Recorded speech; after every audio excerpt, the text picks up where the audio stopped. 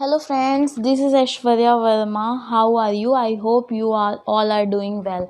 Welcome to my new YouTube video.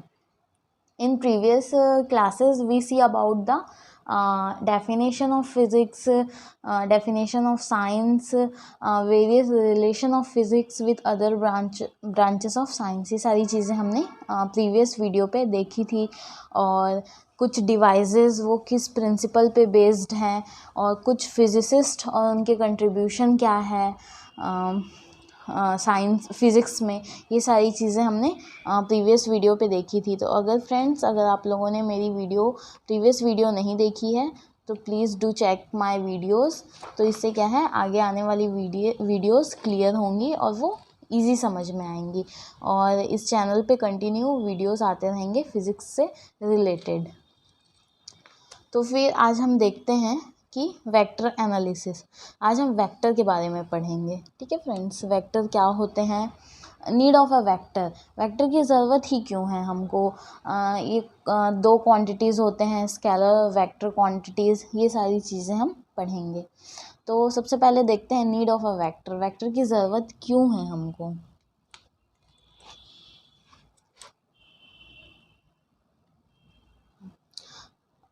क्या होता है कि वन डायमेंशनल मोशन में जो आइडिया है डायरेक्शन का वो लिमिटेड होता है। मतलब कि उस पर अपन को डायरेक्शन पता होता है क्योंकि उसमें सिर्फ दो ही पॉसिबल डायरेक्शन होते हैं वन डायमेंशनल में। लेकिन 2 और 3 डायमेंशनल में ऐसा नहीं होता, सिर्फ दो पॉसिबल डायरेक्शन नहीं होते, उसमें मैनी डायरेक्शन हो जाते हैं।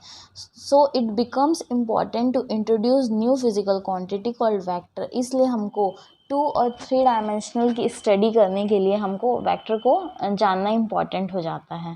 तो इसलिए vector take care of both magnitude और डायरेक्शन, ये हम आगे पढ़ेंगे अभी क्वांटिटी में। ठीक है, तो हम वेक्टर क्यों स्टडी करते हैं, क्योंकि हमको 2 और 3 डायमेंशनल के बारे में स्टडी करना है, इसलिए हमको वेक्टर की ज़रूरत पड़ती है। अब वेक्टर जो होते हैं वो दो क्वांटिटी होती है, स्केलर क्वांटिटी और वेक्टर क्वांटिटी। तो स्केलर क्वांटिटी में क्या होता है, स्क्रीन विजिबल है ना। स्केलर क्वांटिटी में ये होता है वो physical quantity which have magnitude only but have no direction are called a scalar quantity. मतलब कि वो फिजिकल क्वांटिटी होती है जिसमें सिर्फ मैग्नीट्यूड होता है, कोई डायरेक्शन नहीं होता, उसको हम स्केलर क्वांटिटी बोलते हैं। जैसे कि length, mass, time, volume, density, temperature, work. जैसे कि एक एग्जांपल लेते हैं लेंथ। ठीक है, लेंथ में क्या होता है, मैग्नीट्यूड ही होता है, सिर्फ डायरेक्शन नहीं होता। मतलब वो लेंथ किस डायरेक्शन में है ये अपन नहीं बता सकते, उसका मैग्नीट्यूड होता है। मतलब कि जैसे कि यहाँ से यहाँ तक का ये एक लेंथ है, इसको अपन बोल देंगे।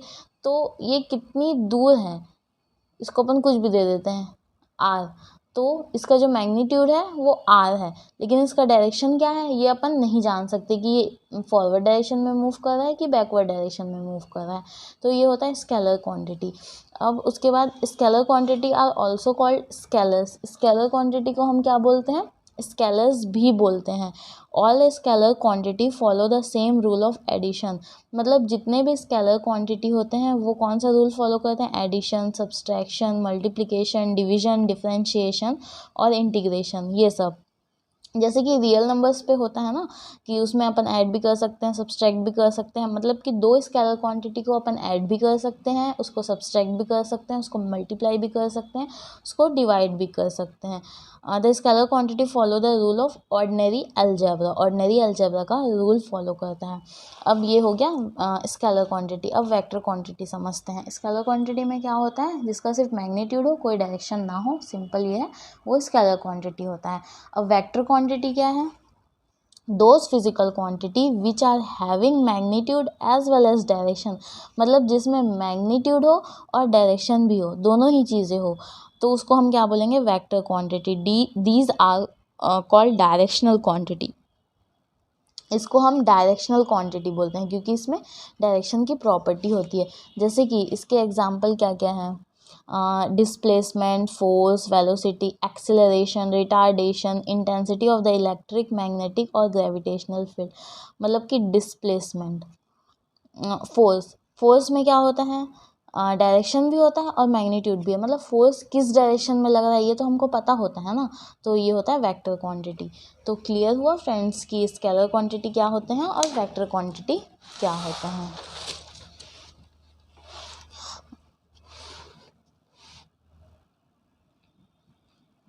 दी vector quantity are called simply vectors.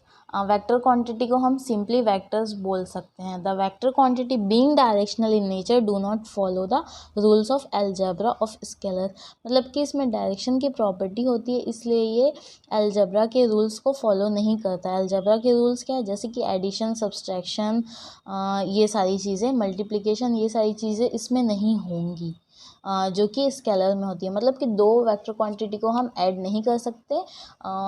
Vice versa ये है कि दो स्केलर क्वांटिटी को हम ऐड कर सकते हैं, ये दोनों इसके डिफरेंस है। तो ये क्वेश्चन पूछा जाता है एग्ज़ाम में, तो इसको ध्यान रखिएगा कि वेक्टर क्वांटिटी क्या है और स्केलर क्वांटिटी क्या है। फिर उसके बाद हम देखते हैं कि हमको यहाँ पे स्केलर क्वांटिटी के बारे में नहीं पढ़ना है, हमको यहाँ पे वेक्टर क्वांटिटी के बारे में पढ़ना है, वेक्टर्स के बारे में पढ़ना है कि वेक्टर क्या है। तो अब देखते हैं कि हम एक वेक्टर को रिप्रेजेंट कैसे करेंगे। Representation of a vector is represented by a line segment with an arrow. हम एक वेक्टर को, आप लोगों ने प्रीवियस पढ़ा होगा ये सारी चीज़ें कि हम एक वेक्टर को रिप्रेजेंट कैसे करते हैं, एक लाइन सेगमेंट से और एक ऐसा एरो बना के। ये फिगर पे भी गिवन है, एक ऐसे करके एक लाइन सेगमेंट होता है और एक एरो होता है। A vector is represented by a line segment with an arrow. The length of the line segment represents the magnitude of the vector. अभी मैंने डिस्कस किया कि मैग्नीट्यूड, तो आप लोगों को ये चीज़ क्लियर नहीं हो पा रही होगी कि ये मैग्नीट्यूड होता क्या है। तो मैग्नीट्यूड ये है कि ये जो लाइन सेगमेंट है यहाँ से लेकर के यहाँ तक का, तो इसी को ही मैग्नीट्यूड बोलते हैं। यहाँ पे लिखा हुआ है देखो, the length of the line segment represents, ये जो लेंथ है ये क्या रिप्रेजेंट करता है, इसका मैग्नीट्यूड रिप्रेजेंट करता है वेक्टर का, ठीक है, on a suitable scale. And the head of the arrow points in the direction of the, और ये जो एरो है ये दिखाता है कि वो किस डायरेक्शन में है। इधर है मतलब इस डायरेक्शन में है, इधर इस साइड पे बना होगा तो मतलब इस डायरेक्शन में है, ठीक है friends. The point at which the vector acts और starts is called the origin. तो वो पॉइंट जहाँ से स्टार्ट हो, ये जो लाइन सेगमेंट है या फिर वेक्टर जो है स्टार्ट होता है, उसको क्या बोलते हैं, ओरिजिन बोलते हैं, ये तो पता ही है, of the vector. And the head of the arrow is called the head और द टर्मिनल पॉइंट, और जो ये है इसको हेड बोलेंगे या फिर टर्मिनल, यहाँ पे वेक्टर ख़त्म हो रहा है। ये एकदम बेसिक सी चीज़ है कि वेक्टर को अपन रिप्रेजेंट कैसे करेंगे। अब कुछ डेफिनेशन है वेक्टर अलजेब्रा के, जो आप लोगों को ध्यान में रखना होगा कि क्या क्या होते हैं। जैसे कि यूनिट वेक्टर क्या होता है, rectangular unit vector, square vector, ये अभी आगे हम डेरिवेशन करेंगे इससे रिलेटेड पोजीशन वेक्टर से, तो ये सारी डेफिनेशन यूज़फुल होंगी, इसलिए हमको जानना ज़रूरी है ये सारी डेफिनेशन। और मैं यहाँ पे जो भी पढ़ा रही हूँ वो सारी चीज़ एग्ज़ाम के पॉइंट ऑफ व्यू से इम्पॉर्टेंट है, तो आप लोग अच्छे से समझिएगा ये सारी चीज़ें। और कुछ भी डाउट होगा तो कमेंट सेक्शन में पूछ लीजिएगा। तो यूनिट वेक्टर क्या है, a vector of unit magnitude is called a unit vector, जिसका मैग्नीट्यूड यूनिट हो। यूनिट मतलब वन होता है ना, यूनिट का मतलब होता है वन। तो a vector of unit magnitude is called a unit vector. It is use to denote the direction of a given vector. Unit vector क्यों यूजफुल है, अपन को इससे डायरेक्शन पता चलता है, बस यही है यूनिट वेक्टर में। उसके बाद है rectangular unit vector.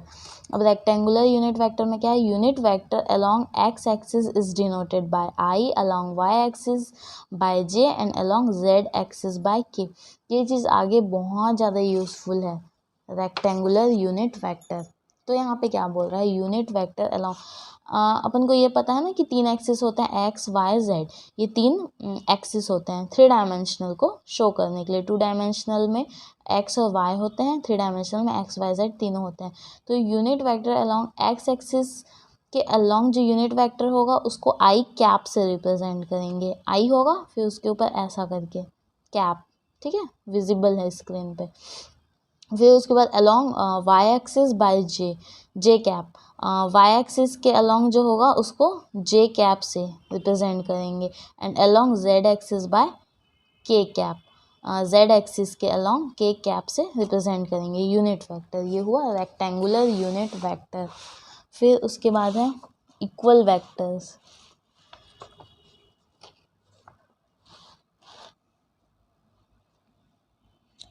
Equal vector क्या होते हैं? Two vector are said to be equal vector if they have equal magnitude and act in the same direction. उस वेक्टर को हम इक्वल वेक्टर बोलेंगे जिनका इक्वल मैग्नीट्यूड हो और सेम डायरेक्शन में एक्ट करें, उनको इक्वल मैग्नीट्यूड। जैसे कि if A vector and B vector are two vectors then, ये जो है ये ऐसा साइन ये वेक्टर का होता है।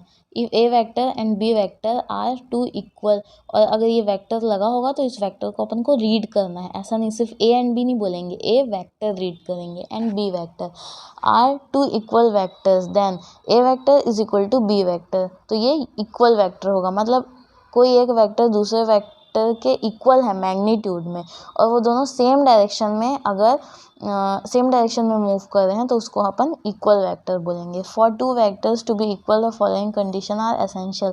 अगर कोई भी वेक्टर को इक्वल वेक्टर होने के लिए ये फॉलोइंग कंडीशन ज़रूरी है। क्या क्या है ये condition? There magnitude must be equal, उनका मैग्नीट्यूड इक्वल होना चाहिए। मैग्नीट्यूड मतलब मॉड होता है, ये मॉड ऐसे करके दो, ये मॉड, ये जो दो ऐसा लाइन है इसको अपन मॉड पढ़ते हैं, मॉडुलस, मैथ्स में भी पढ़ेंगे ये आप लोग।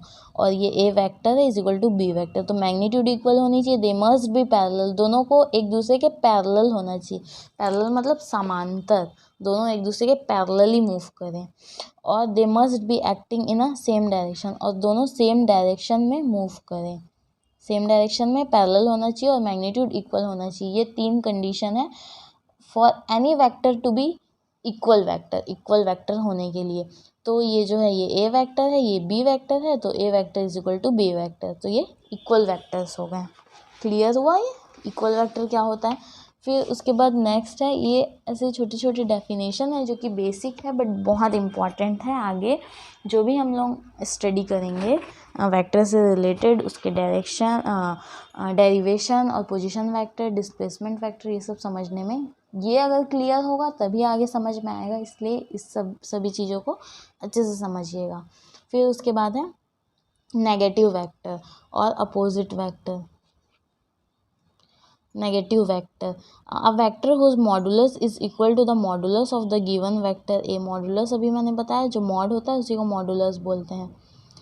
But the direction is opposite. Negative vector मतलब ये होता है मॉडुलस तो इक्वल हो, मतलब मैग्नीट्यूड सेम हो, बट लेकिन जो डायरेक्शन है वो सेम डायरेक्शन में मूव ना करे, वो अपोजिट डायरेक्शन में मूव करे, तो हम उसको बोलते हैं negative vector. Is called the negative vector of the given vector. It may be represented as, तो ए जो है ये इस डायरेक्शन में मूव कर रहा है और ये इस डायरेक्शन में, तो इसको माइनस ए से रिप्रेजेंट करेंगे। वही है, बहुत बेसिक सी चीज़ है, तो इसको नेगेटिव वेक्टर बोलते हैं। मतलब कि जो बी ए है, मतलब ए बी जो है, ये ए से बी, ये एक वेक्टर है और ये इस डायरेक्शन में मूव कर रहा है, मतलब कि A B is equal to minus of B A. मतलब कोई भी चीज़ जैसे कि ये इस डायरेक्शन में मूव कर रहा है और ये इस डायरेक्शन में मूव कर रहा है, और इसका नाम ले लेते हैं ए बी और ये भी ए बी। तो जो ए बी वैक्टर है is equal to minus of B A हो जाएगा। यही सारी चीज़ें यहाँ पे लिखी हुई हैं, मतलब कि ये A B is equal to minus of B A, क्योंकि ये अपोजिट डायरेक्शन में मूव कर रहा है इसलिए माइनस साइन लग गया है, और दोनों का मैग्नीट्यूड कितना है, ए है और इसका माइनस ए है, तो A is equal to minus of A हो जाएगा। ठीक है, ये चीज़ क्लियर हो। फिर उसके बाद है को इनिशियल वेक्टर। अब को इनिशियल वेक्टर क्या होता है? Co-initial vector, the vector are said to be co-initial if their initial point is same। Co-initial तब बोलेंगे जब उनका initial point same हो। फिगर शोज द को इनिशियल वैक्टर, मतलब कि इनिशियल पॉइंट, किसी भी वेक्टर का इनिशियल मतलब कि स्टार्टिंग पॉइंट हुआ ना, तो the vector are said to be को initial if their initial point is the same. मतलब कि एक ही पॉइंट से स्टार्ट हो, जितने भी वेक्टर हैं वो सारे एक ही पॉइंट से स्टार्ट हो, जैसे कि फिगर में शोन है। देखिए ये यहाँ से ए वेक्टर निकल रहा है, बी वेक्टर, सी वेक्टर, मतलब तीनों का जो इनिशियल पॉइंट है, मतलब तीनों का जो स्टार्टिंग पॉइंट है वो सेम है, तो उसको हम बोलेंगे को इनिशियल वेक्टर। ये चीज़ क्लियर हुआ। फिर उसके बाद है कोलिनियर वेक्टर और कोप्लेनर वेक्टर।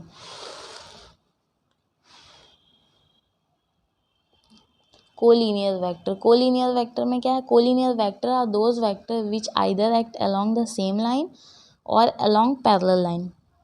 मतलब कि सेम लाइन पे जो है collinear vector are those vector which either act along the same line, मतलब कि सेम लाइन पे एक्ट करे या तो फिर पैरेलल लाइन पे, may be either in the same direction और इन द अपोजिट डायरेक्शन। मतलब ये सेम डायरेक्शन में भी हो सकता है, अपोजिट डायरेक्शन में भी हो सकता है, उससे फ़र्क नहीं पड़ता।